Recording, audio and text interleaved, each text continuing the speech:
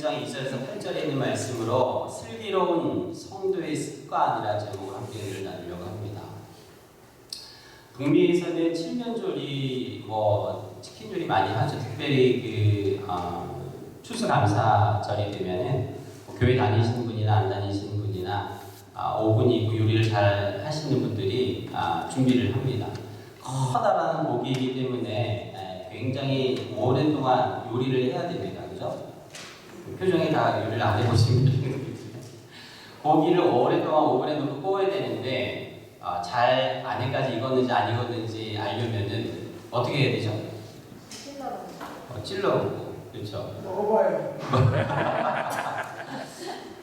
온도계를 그 안에 깊이 찔러서 그 안에 내부까지 온도가 잘 올라가는지 전달이 되는지 그것을 확인을 합니다.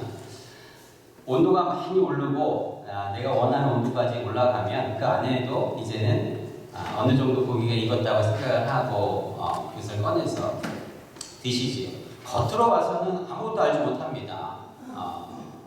그러나 온도계를 쓰면은 그 안에까지 그것을 볼 수가 있어요. 우리의 이런 요리뿐만 아니라 우리 삶에 직접적으로 우리 눈으로 보거나 접촉하지 않고서도 겉으로 보이는 어떠한 현상이나 도구를 이용해서 그것의 내부를, 안을 들여다보고 알 수 있는 것들이 우리 삶의 주변에 굉장히 많이 있습니다.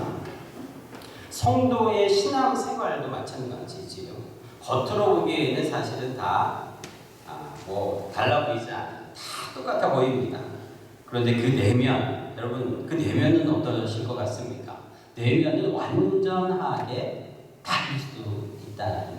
오늘 예배에 나온 여러분들이 사실 저희가 겉으로 봐서는 다 몰라요.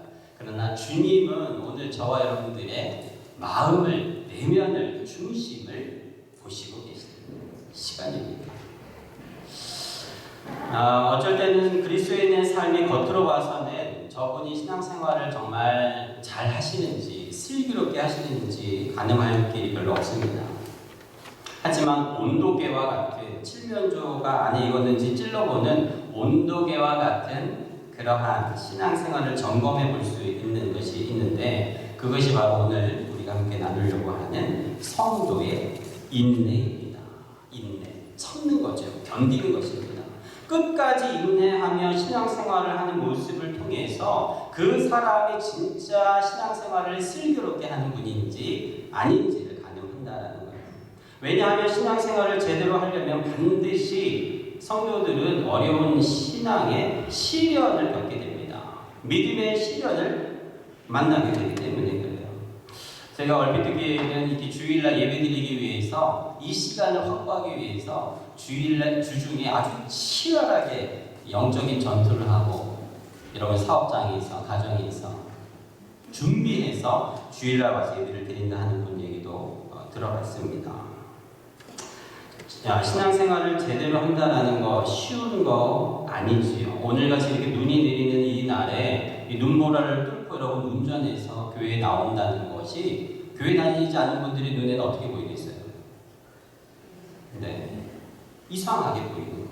굳이 저렇게 해야 되나? 이렇게 생각을 하실, 아마 우리 자녀들이 오늘 말렸을지도 모르겠습니다. 눈이 이렇게 많이 내리는데 왜 하십니까? 하나님 앞에 예배드리고 주일을 성수한다라는 거 사실은 이 시대에, 이 현대 시대에는 굉장히 어려운 일입니다. 그러나 이러한 시간들, 이러한 시련들의 과정을 거치면서 성도의 믿음은 새로워지고 빛나고 성장하게 되는 것이지요. 성경에도 보면요, 수없이 많은 우리 신앙의 선배들이 신앙의 시련을 겪었습니다. 그리고 그것을 인내했어요. 대표적인 사람이 바로 욥이겠지요. 욥기에 보면요, 욥은 까닭 없이 마귀의 시험을 받습니다. 마귀가 하나님에게 이렇게 얘기합니다. 욥이 당신에게 이렇게 신실한 사람으로 살아가는 것은 당신이 욥에게 많은 복을 주었기 때문입니다. 재산도 주고 자녀들에게 복을 주고 아무 걱정 없는 모든 것을 채워주니 하나님을 좋아하고 하나님을 잘 믿을 수밖에 없지 않겠습니까?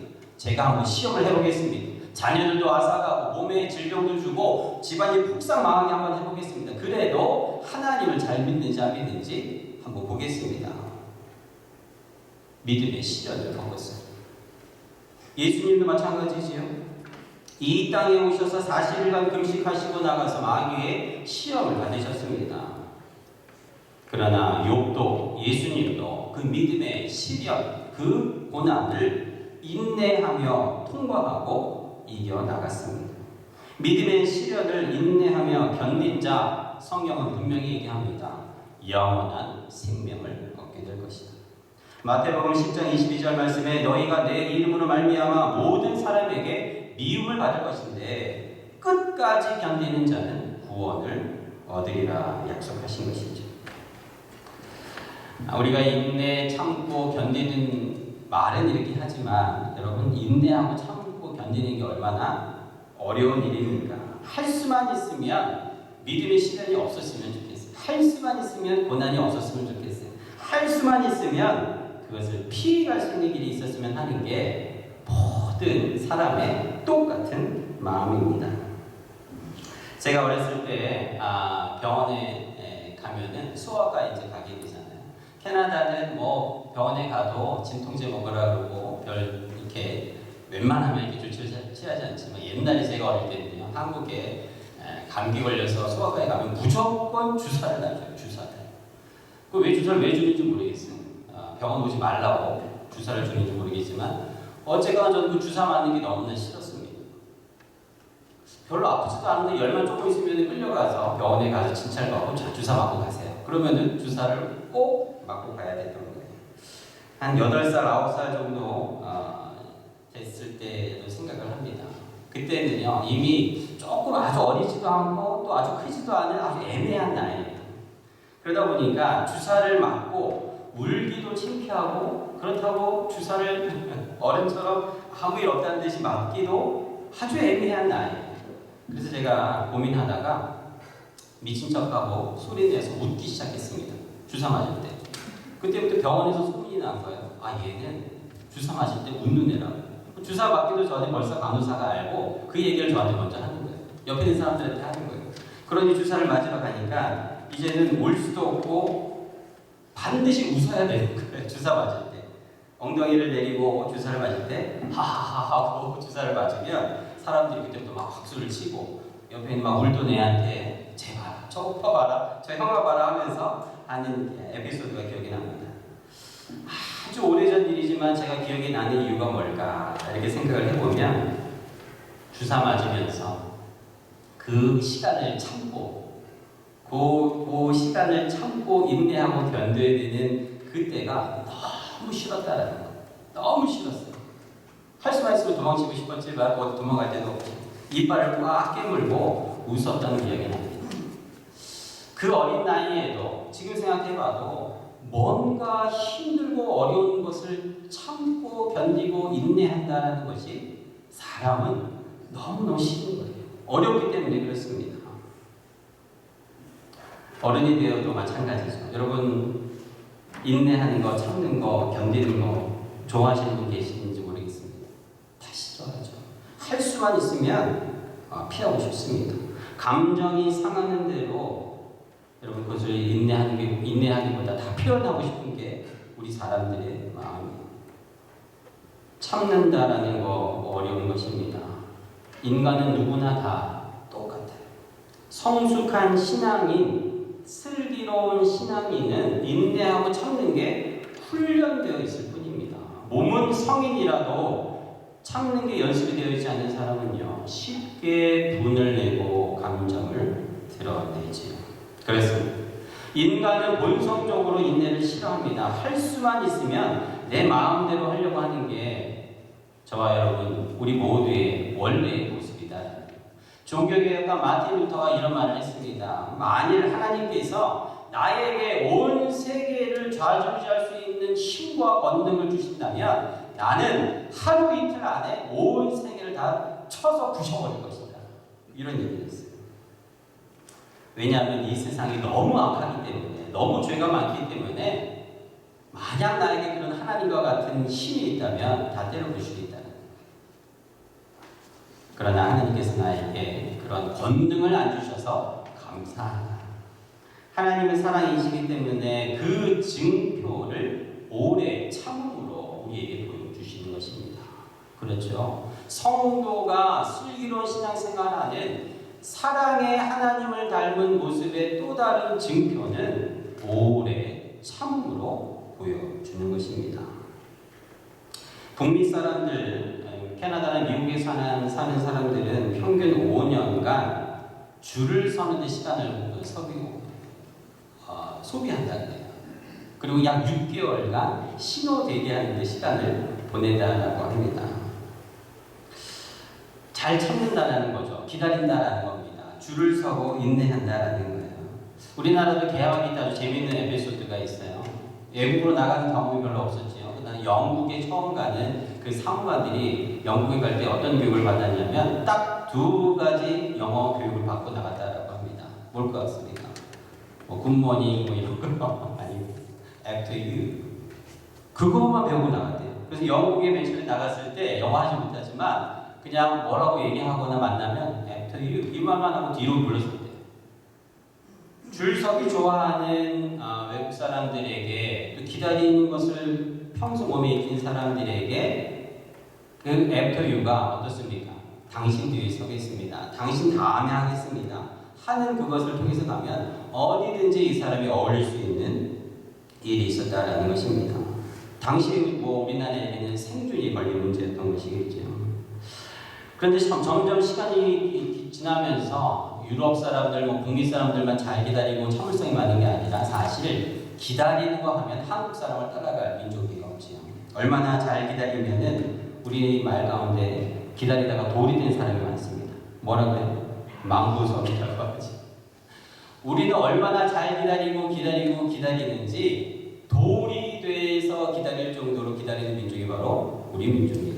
인내하는 민족입니다. 참는 민족이에요. 요즘에 들어서 참 한국 사람들이 성질이 급하고 빨리빨리 이 문화가 있다라고 하지만 사실 우리 고유의 문화는 기다리는 민족이에요. 인내하는 민족입니다. 요즘에 들어서 참기 힘들고 어려워서 어떤 사람이 배국소에서 줄을 서서 기다리는데 자꾸 누가 와서 새치기를 하더라고요. 그러다 보니까 뭘 받으러 갔는데 도저히 받을 수가 없어요. 한 번 실패하고 그 다음 달은 실패하고 계속 실패해서 이 사람이 정신이 좀 이상해졌습니다. 하루는 칼을 들고 그 배국소에 뛰어들어갔어요.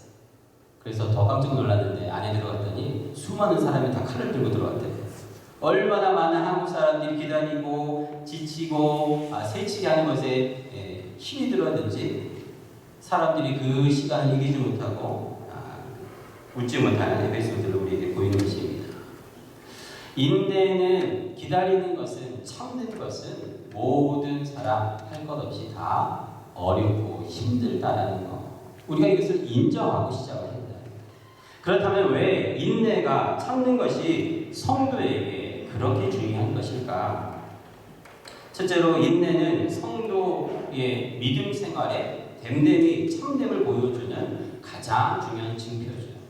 하나님을 닮은 사랑의 하나님을 닮은 인내하며 참는 성도는 그것이 가장 성도다운 슬기로운 신앙생활의 가장 중요한 습관과 증표가 되기 때문입니다.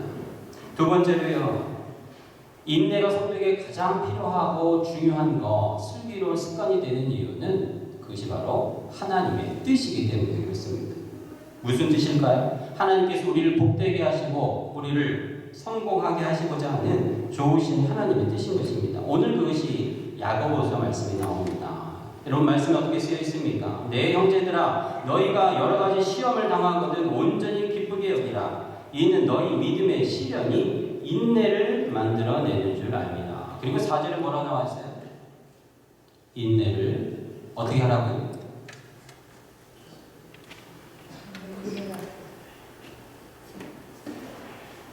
인내를 온전히 이루라. 한번 따라하겠습니다. 인내를 온전히 이루라. 주님 우리에게 말씀하신 명령입니다. 인내를 온전히 이루라. 왜 주님께서 명령을 하셨습니까? 그 뒤에 이유가 따라 나옵니다. 이는 너희로 온전하고 구비하여 조금도 부족함이 없게 하려 합니다. 여러분, 하나님께서 우리가 인내하시고자 하는 거, 인내를 명령하신 이유는 딱 한 가지입니다. 우리를 조금도 부족함이 없게 하시기 위해서 인내하라.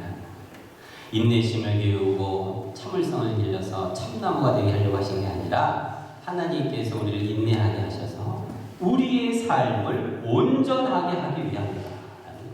놀랍지 않습니까?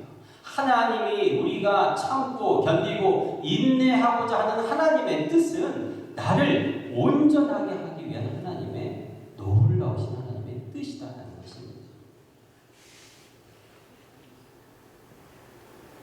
믿음의 시련을 축복으로 여기고 감사히 받고 인내하면 하나님께서는 반드시 합당한 열매를 맺게 해주신다라고 약속하셨습니다. 그렇습니다. 믿음의 시련을 인내로 감내하면 하나님은 반드시 저와 여러분을 생명의 길로 인도하시는 것입니다.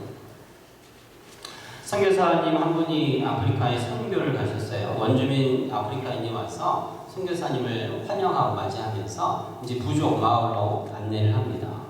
앞에 커다란 강이 있어요. 강을 건너기 전에 이 아프리카 원주민 부족 중에 한 사람이 저기서 커다란 돌을 하나 가지고 선교사님에게 갖다 줍니다.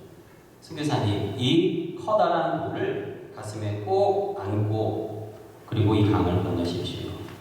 그래서 선교사님이 아니 사람이 나를 왜 이렇게 무거운 돌을 주나 이렇게 궁금을 했대요. 그런데 다른 사람들도 원주민들도 어디서 커다란 돌을 하나씩 가슴에 안고 그 강을 건너기 시작하더랍니다. 강에 들어가면서 돌이 조금 가벼워지는 느낌이 좀 물에 들어가니까. 근데 강 중간쯤 건너갔을 때 왜 이 사람이 나에게 이렇게 무겁고 큰 돌을 줬는지 알았대요.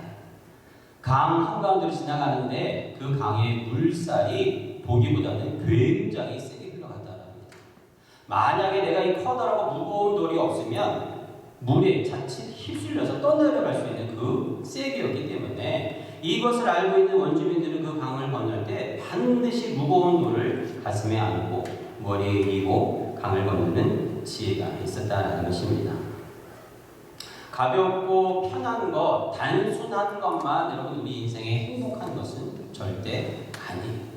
때때로 내 삶에 무겁고 어렵고 힘든 인내하고 견뎌야 하는 일들이 내 생명을 보존할 수 있다라는 것, 하나님의 뜻일 수 있다라는 것, 나를 온전하게 하기 위한 하나님의 뜻이 그 안에 있다라는 것을 우리는 반드시 기억해야 하는 것입니다.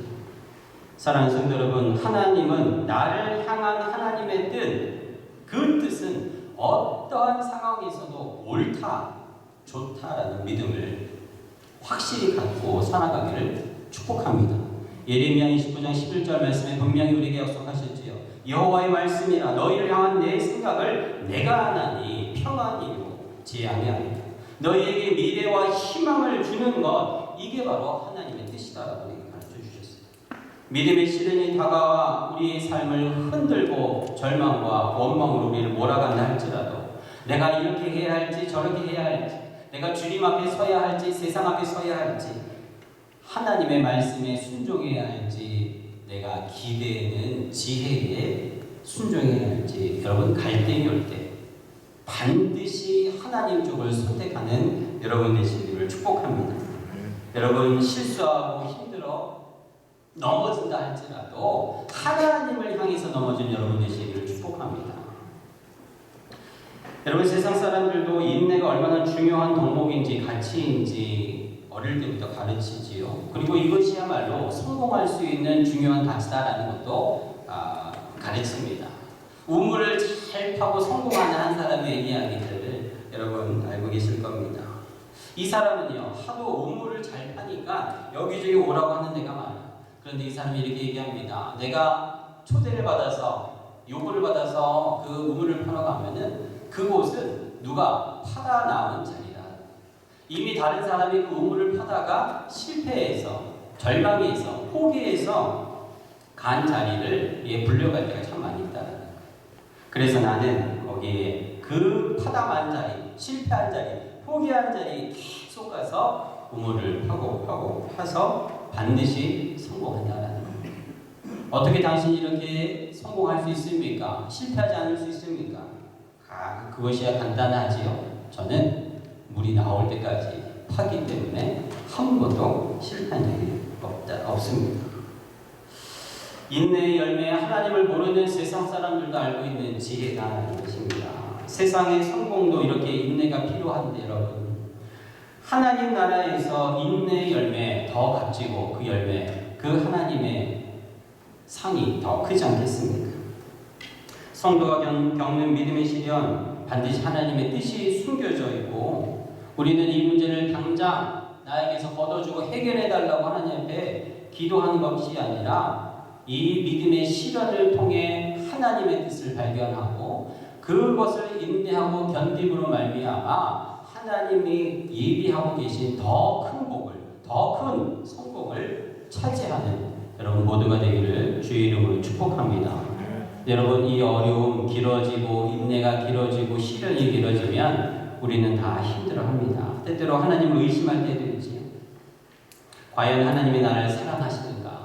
하나님은 나를 보살펴 주시나? 하나님은 정말 살아계신가? 여러분 시험에 들 때도 있다는 것입니다. 하지만 하나님이 나를 시험하는 것, 믿음의 시련을 허락하시는 것은 나를 살리고 또 풍성하기 위한 하나님의 뜻이다. 오늘 이것을 기억해야 합니다. 욥기 28장 10절에 내가 가는 길을 주님이 아시나니 나를 단련하신 후에 내가 순금같이 되어 나오리라. 나는 나를 잘 아는 것처럼 우리는 착각을 하며 살아갑니다. 나는 인생의 지혜가 많은 것 같고 경험도 많은 것처럼 우리는 생각하죠. 그러나 여전히 나는 모르는 것이 너무나 많다는 사실을 겸손히 알아야 해요. 내가 하나님 앞에 얼마나 작은 존재인지, 먼지와도 같은 얼마나 연약한 존재인지 깨달을 때 우리는 비로소 하나님의 지혜를 얻게 됩니다. 성경은 이것을 지혜다라고 말하죠. 그런데 이 지혜가 바로 인내하기 위해서 가장 필요한 요소입니다. 인내자는 이거로 지혜자예요. 지혜로운 자는 인내하는 자입니다. 어리석은 자는 참지 못하죠. 그러나 지혜로운 자는 참는 것을 아는 것입니다. 아주 지혜로운 어미새가 둥지를 틀고 있었어요. 이제 곧 출산이 임박해서 알을 낳기 위해서 나뭇가지에다가 둥지를 틀어요. 그런데 착한 농부 아저씨가 와서 그 둥지를 막 흩어버립니다. 이 지혜로운 어미새는 이상했습니다. 평소에 자기에게 먹을 것도 주고 보살펴줬던 농부인데 왜 내 둥지를 흩어버릴까? 다시 그 나뭇가지에다가 그 둥지를 짓기 시작해요. 이번에도 이 농부가 와서 그 나뭇가지를 흩어버려요. 그러기를 여러 차례 반복을 하니까 어미새는 다른 나뭇가지에다가 둥지를 만들고 알을 낳았어요. 나중에 알게 됐습니다. 비바람이 치고 폭풍과 오는 어느 날 밤 내가 둥지를 틀려고 했던 그 나뭇가지가 힘없이 뚝 하고 부러지는 것을 봤던 것이지. 이 농부는 이미 그 나뭇가지가 썩었다라는 것을 알고 거기에 둥지를 트는 그 새를 흩어버린 거예요. 하지만 이 지혜로운 어미새는 그 농부, 내 둥지를 흩어버리는 그 농부를 쪼거나 공격하거나 욕하지 아니하고 다른 곳에 무슨 뜻이 있겠지, 무슨 의미가 있겠지 생각하고 다른 곳에 둥지를 틀었다라는 것입니다. 하나님께서 내 삶에 일어나는 인내하고 기다리고 왜 하나님 나에게 이러한 일들이 빨리 이루어지지 않을까라고 하나님 앞에 나아갈 때 하나님은 내 삶의 모든 것을 아시고 예비하시고 준비하시는 그 시간이 있다는 것을 이 지혜로운 어미새를 통해서 우리에게 가르쳐주는 교훈인 것이죠. 사랑하는 여러분, 이 하나님 앞에 인내하는 성도의 삶, 지혜가 필요한 것을 오늘 성경은 말씀하고 있습니다. 4절의 지혜가, 인내가 우리 성도의 삶을 온전하게 하는데 느닷없이 5절에 지혜를 구하라는 말씀이 그래서 나오는 것입니다. 5절 말씀에 보면요. 누구든지 지혜가 부족하면 하나님께 구하라. 인내를 온전히 이루라라는 첫 번째 명령에 이어서 지혜를 구하라라는 두 번째 명령을 하고 계시는 것입니다.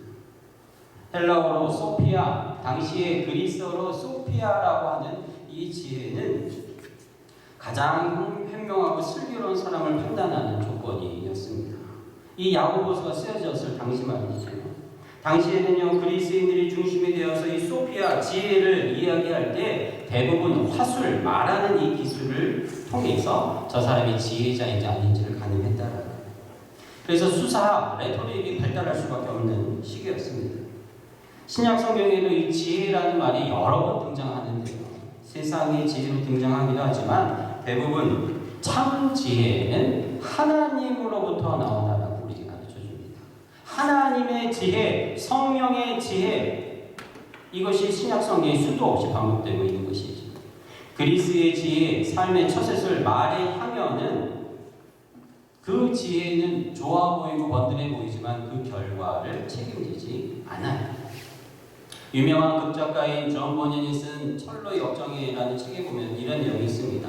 세상 지혜를 지고 살아가는 사람들, 행복과 안전한 삶을 보장하는 것처럼 여러 가지 말로 유혹하고 현혹하고 범민을 극복하는 것처럼 보이지만 결국은 영혼의 죽음에 이르게 되는 것을 보게 됩니다. 도덕적이고 지혜롭고 규칙적이고 논리적이고 아름답고 설득력 있는 모든 말의 향연들, 결국은 그것은 인생이 지고 가고 고민하는 철학의 무거운 짐일 뿐이지 결국 인간을 구원할 수 없는 지혜인 것을 책에서 보여준다는 것입니다. 이 시대의 지혜라고 하는 것, 여러분 요즘 시대에 많은 사람들이 지혜와 지식을 습득하고 정보를 습득하는 곳이 어디입니까? 누구입니까? 대표적 주자가 누구입니까?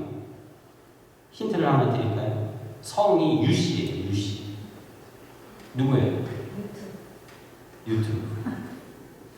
코로나 전과 후 가장 부자가 된 사람이 바로 유튜브 아니겠습니까? 여러분 한 주에 유튜브를 검색하고 시청하는 시간 여러분 얼마나 되십니까? 좀 따져보시는지 모르겠어요. 여러분 유튜브에 유익한 정보도 참 많이 있죠.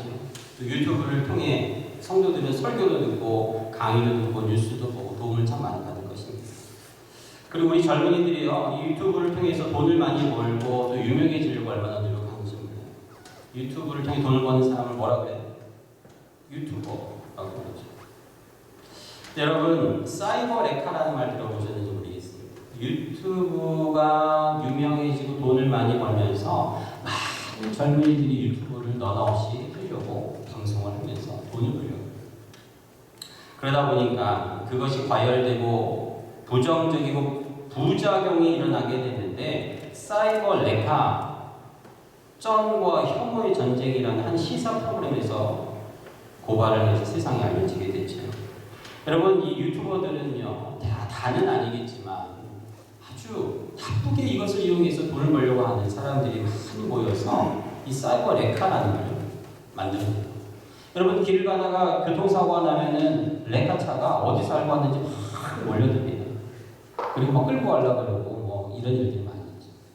사이버 레카, 우리의 삶에서 온라인상에서 어떠한 문제나 사고가 터지면 어떻게 알았는지 이 레카가, 사이버 레카가 막 몰려들어가지고 그것을 방송을 만들어서 막 유튜브에 만들어내고 팔고 한다. 조회수가 많이 늘어날수록 그들이 돈을 많이 벌기 때문에 어떻게 하면 그것을 조금 더 자극적으로 만들고 하는 것을 반복해서 사이버 레카, 쩐과 혐오의 전쟁이라는 다큐멘터리가 나올 정도였습니다. 어떠한 유튜버 최모 씨는요, 거침없고 자유분방한 그 거침없는 사람으로 유튜브로 소개가 됐는데, 그러다가 지난 2월에 실시간으로 그 유튜버를 방송하다가 갑자기 화면으로서 사라지는 것을 방영을 했어요. 그리고 극단적 선택을 해서 시청자들에게 충격을 줍니다. 그 남동생이 화장실에서 발견해서 병원에 갔지만 끝내 숨을 못 냈다. 그리고 이 사람이 뭐라고 말을 남겼냐면, 여러분 유튜브 믿지 말고 유튜브 안에 너무 나쁜 사람이 많아요. 이렇게 유언 아닌 유언을 남기고 극단적인 선택을 했다고 합니다. 알고 봤더니 자기가 그것을 유명해지려고 여기저기서 많은 정보를 자꾸 만들고 때로는 잘못된 것도 있었지 않겠습니까? 그러다 보니까 악플이 그냥 자기가 올린 그 영상이 엄청나게 달린 것을 통해서 그 심리적인 압박과 우울을 견디지 못하고 스스로 목숨을 끊는 거죠. 여러분, 연예인들, 유명인들, 정치인들, 종교인들 할 것 없습니다. 이 유튜브를 통해서 순작용도 있지만 어둠의 부정적인 작용들도 상당히 많다는 것을 여러분 아셔야 됩니다. 많은 사람들이 유튜브를 통해서 많은 지혜와 지식과 정보를 얻으려고 하지만, 그래서 그 영상의 조회수를 보고 그 영상이 좋은 건지 나쁜 건지 판단하는 이상한 기준까지 생기고 많은 것이지요.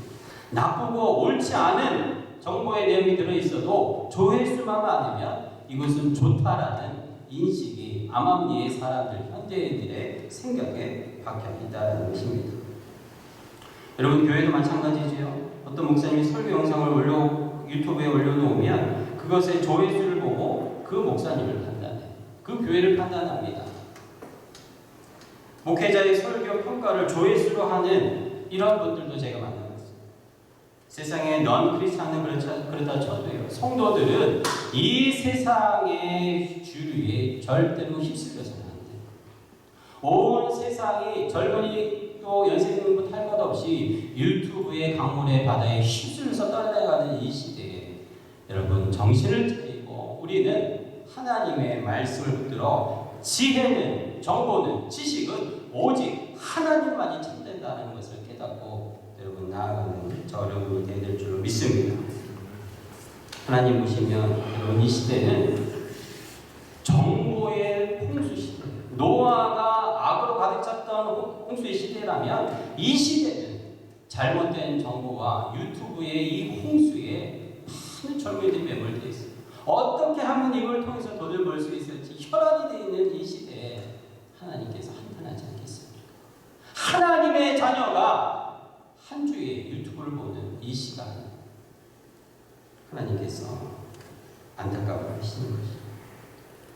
세상 사람들은 유튜브 안에 돈이 있고 유튜브 안에 인생의 지혜가 있고 성공이 있다고 외치는 이때에 저 여러분들은 슬기로운 신앙생활을 하기 위해 하나님 앞에 지혜를 구하는 저 여러분들에게 축복합니다. 부족한 자 꾸짖지 아니하시고 후히 주시는 하나님 앞에 나아가야 합니다. 이것이 우리가 이 세상에 나가 외쳐야 될 복음이겠지요. 유튜브는 조회수가 없으면 죽임을 당합니다. 사람들이 찾지 아니하면 나쁜 것이라고 얘기하고 누르고 생명을 앗아가고 죽이고 밟고 올라서야 하는 이 죄악으로 가득한 이 세상, 우리는 후히 주시고 꾸짖지 아니하시는 하나님 앞에 나아가자고 외치는 저와 여러분이 되는 줄로 믿습니다. 유신이라고 하죠.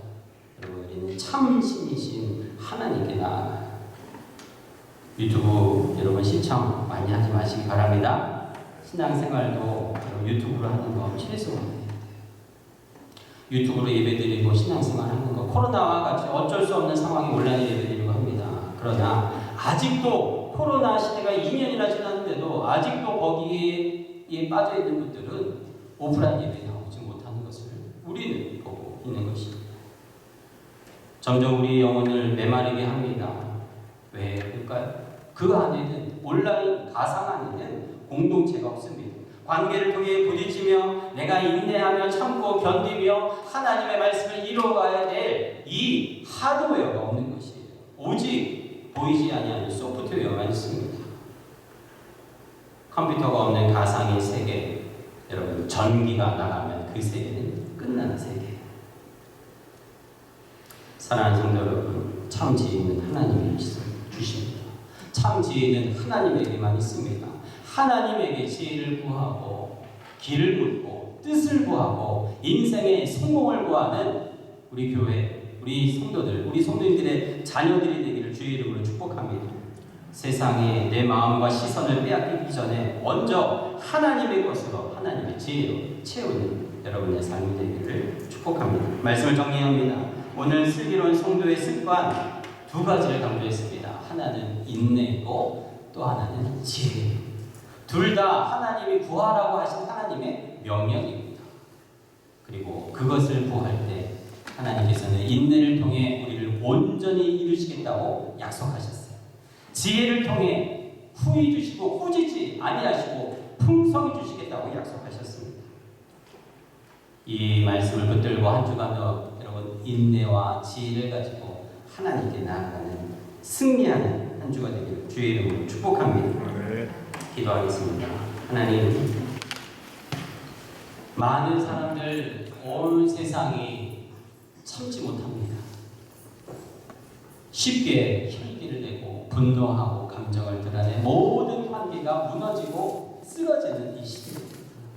그러나 주님 성도들에게 인내하라 말씀하십니다. 그리고 인내를 온전히 이룰 때 우리의 삶이 온전해짐을 약속하셨습니다. 인내를 통하여 하나님 앞에 나아가기 우리 성도들 되게 하시고 지혜를 구하여 더욱더 인내할 수 있는 우리들 모두가 되게 하여 주시옵소서. 감사드리며 예수님의 이름으로 기도드리옵나이다. 아멘. 우리 함께 자리에서